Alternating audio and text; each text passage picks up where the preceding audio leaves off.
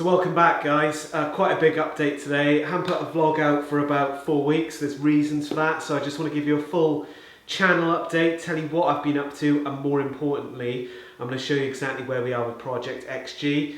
But without further ado, let's hit the intro and let's get on with this.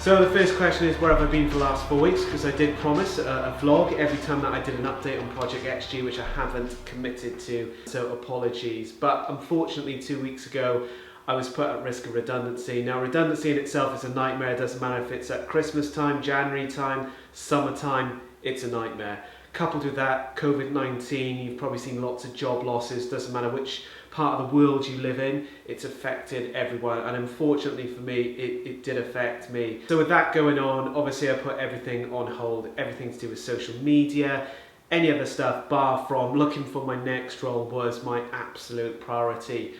Fortunately, and this is really important for you guys as well, I'm sure some of you may have gone through redundancy or are going through it. It's really important to have a strong network, whether it be professional or social. And I'm fortunate that through my career, I've built up a really strong, powerful network. And thankfully, I've got a good reputation in the care sector that I work in. So straight away, I was on LinkedIn, I was direct messaging all my contacts, directors, etc. And as I said, I was made redundant 2 weeks ago, which was officially on the Friday. By the Monday, I was having calls, and then by the Wednesday, where I had a couple of meetings, I was offered my role, which I've now officially accepted. I can't tell you guys how fortunate and how thankful I am to be in a position now where I'm having this month off, so it's June, and my role starts in July, and I've just got none of that financial pressure at all, which again, I'm really thankful for. So I'm just really chuffed that I'm now back in employment, and what that means for me is that I can take a breath, and what it also means as well is that I can carry on with the Project XG build. Moral to the story, never burn your bridges, have a strong network, and give everything that you can in terms of your work, and I'm sure you'll come out at the other end the same way that I did. But let's talk Project XG. This is where I am at the moment. Ta-da! So this is where we are at the moment, guys. Everything has been completely stripped out of the frame.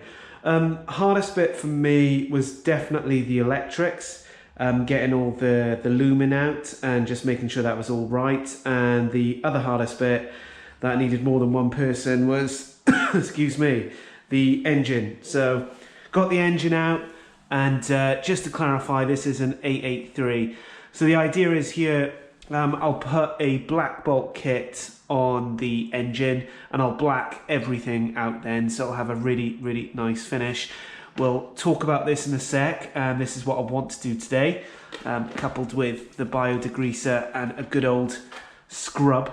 But moving back to the frame, I just wanted to show you guys the condition of it, because this is my main gripe at the start. It was never my intention to strip everything back. Having said that, I've learned a lot, and stripping it all back, it just shows how bad the conditioning of this bike is with the frame. So just to recap, this bike is a 2017 Sporty, and it's done 1,500 miles on it. But when you look at the state of the frame, and I'm gonna switch now to my other camera, you can see that there's lots and lots of surface rust.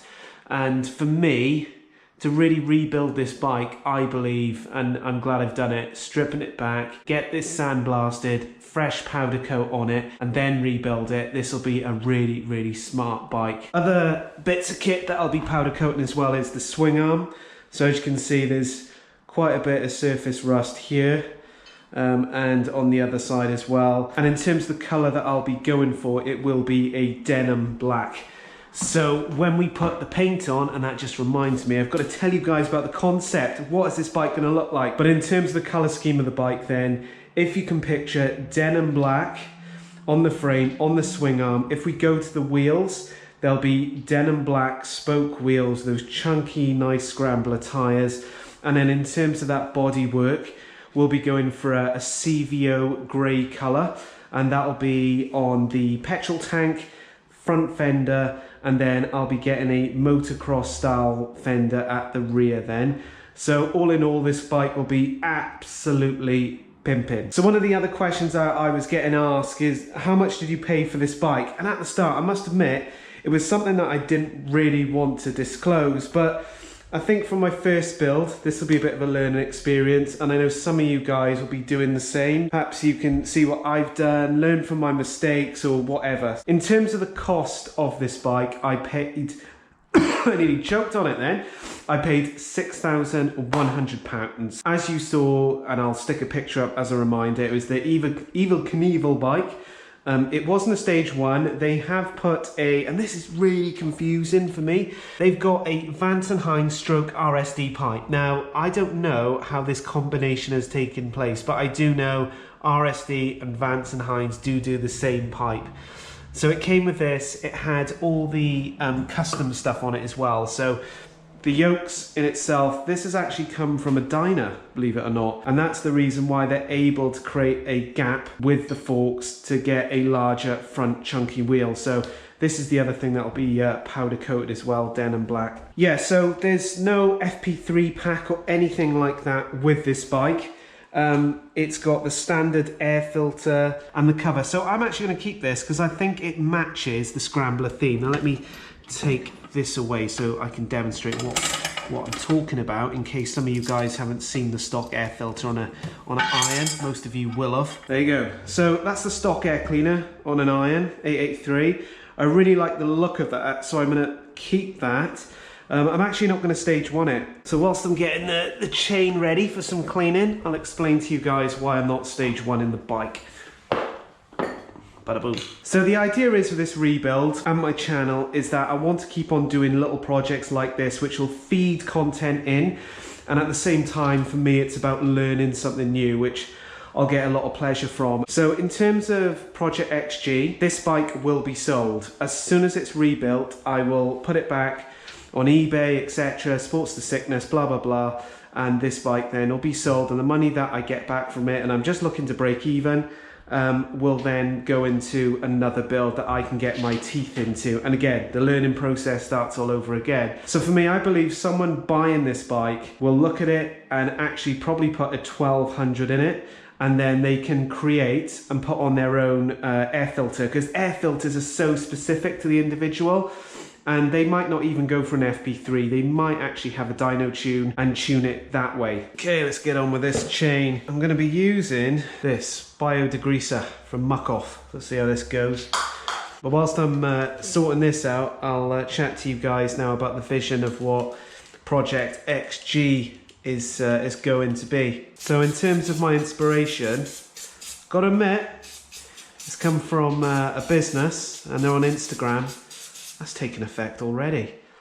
Called Limitless Customs, and I'm gonna just throw up a picture of the Scrambler they built, and basically that's where I've got my inspiration from. So it's going to be very similar to that, and this is the type of bike that I would be more than happy to keep and ride around, etc. So it's not just something I'm trying to do because I think it's popular. It's something that I want to do because I like it. But look at that, it's already starting to rip away that grime. This stuff is good, really good. Must admit, it smells nice as well. I'm getting high. Here we go, let's see what it's like. Gradually coming off. I just feel it's going to need a lot of TLC on this. But already, those links are becoming easier to move around, good sign. Just flipped over the other side to give you an idea, guys. Look at that, look at all that crap. And I don't want to buy a new chain purely because, you know, I don't feel I need to. It's It's like 100 quid for a gold one, which ideally I'd love a gold one, you know how much I love gold, but it's just expense put on that you're not gonna, you're not gonna get back. If I was keeping the bike, would I get a gold chain? Yeah, probably, yeah, knowing me, but don't need to on this occasion. Here we go. See how much this muck off really gets into this. Okay, so I've stepped it up a notch. I've got a vibrating toothbrush so we can get all this crap off. So just to give you an update, guys, this is where I currently am.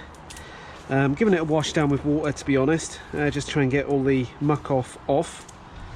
So it's really degreased it. You can see clearly the logos in the links as well, so it's taken off most of the grime, but still want to give it another bash. I mean, most people would be happy with that, to be fair, but just want to see how much more I can get off with it. So I'm gonna switch to the Del Boy method and get cracking with that. There you go. Thought I'd sit outside to do this. Nice bit of fresh air. So I've bought just 10 by 40, just some normal oil, and then the idea is just to let it sit in the pan, let it soak overnight, and then again brush off, and hopefully more residue will come off then. Here we go, let's do it. Golden honey all over it. So this stuff cost me about a £5, I think. So all in all, I spent a tenner on the muck off. I think it was a tenner, about 8 quid, and then a £5 on this. But bear in mind, it's just not a one usage. I can use this a number of times before anyone starts saying it's cheaper to buy a chain. That's all soaking in. So like any good recipe, it needs to be mixed up.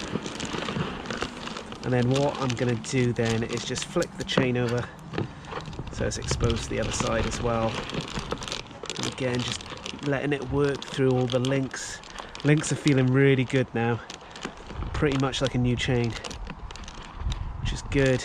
There we go. And then, as you can see, all the stuff is coming off it already. And I'm just going to let that set, come back tomorrow. So other news I can fill you guys on is basically some feedback on these slammers that I put on. Now, first things first, I knew that the ride was going to be uncomfy, and I accepted that, and for me it's about getting that low profile look. However, there was always going to be a challenge with the Rix kit and the size of this wheel, that there may be some rubbing, and unfortunately there was. So I took it out for a test ride a couple of days ago, did 6 miles on it, and I could hear some basically scraping. So I pulled over, and straight away I'll flip to my B-roll, but you can see that I've got a clear line down the middle of the tyre. So basically the seat bolt located here, and underneath here where it then comes through, is scraping against the wheel, and coupled with that I've also had some chafing along the side of the tyre, which the side of the fender then is making. So unfortunately this week I'll have to put the shocks back to stock. But I tried it, it didn't work, never mind. So there you go, guys, a full update on what's going on, where we are today in terms of Project XG. So next now what I'm going to do is just prep all the stuff to get ready to go to the powder coaters, and I reckon time wise I'll get this done by probably next Wednesday. I'll have everything shipped up. So all the painting with the CVO grey on the tank, the panels, etc.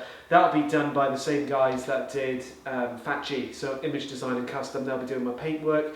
In terms of the powder coating, that'll be going to a local shop down towards Lewis Way. When I take this stuff to these places, I'll take the GoPro so you guys can see where it is, and as always I'll drop addresses and contact numbers for these people in the description box below then. So yeah, I think we've done quite a bit in the last couple of weeks, really chuffed, and as I mentioned, once we get everything back together, and I'll show you that process, the Sporty will be up for sale, and I'll make sure you guys are aware of it, and it's on Facebook and all that stuff. So onwards and upwards, new job, rock and roll. All the best, guys. Take care. Motonewbrider, and this time I'm not doing a hand pop because I'm nowhere near the camera. Take care.